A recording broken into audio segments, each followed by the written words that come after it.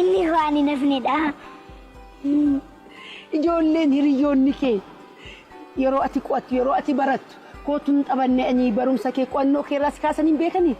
Miti amma ani hiriyaa kashalabbees hin qabu. Hiriyaadhumti namni illee akkasii yoo natti dhufe gorseenaan akkana hin ta'inaa jedheenaan gorsee bira darba malee akkanumatti tuuffadhee bira hin darbu.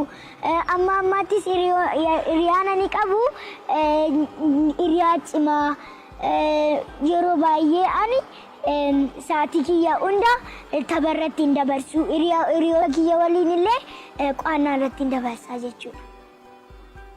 Ijoollee warra kashlabbeef, warra hojii manaan hojjenneef, warra maatiin kabajneef, warra aadaaf safuun beekneef maal jettame ati? Akka aadaa isaanii, safuu isaanii akka beekan, maatii isaanii akka kabajan, hangafa isaanii akka kabajan, deebi'ee hojii manaa isaanii haalaan seeraan sa'aatii isaatti akka hojjetan, kashlabbummaa isaanii dhaabanii gara nama gaariitti akka dhufan. Maatiin ijoolleen isaanii Oromoo ta'anii bakka Oromoo keessatti hojjetanii warri ijoolleen isaanii afaan Oromoon beekne isaanii maatii maayitti warri ijoolleen isaanii afaan Oromoon beekne. Maatii dhuntillee amma naannoo Finfinnee kana keessatti mana barumsaa afaan Oromoffaatiin barsiisan baay'een banamaa ni jiru. Isaanis kan akka mana barumsaa Gooticha Taaddasaa Birrufaa kan jedhaman banamaa jiru.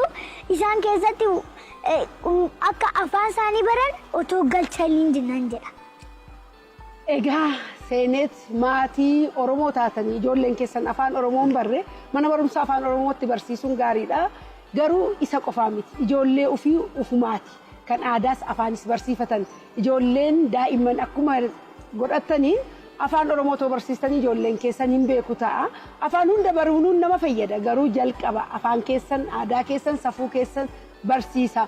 Baruurra darbanii aadaaf seenaa yoo baran immoo akka seenetti kana biyyayyuu bakka isinii bu'u waan ta'eef ijoollee keessan aadaaf safuu barsiisaa innee aamsa maatiitti himneerra.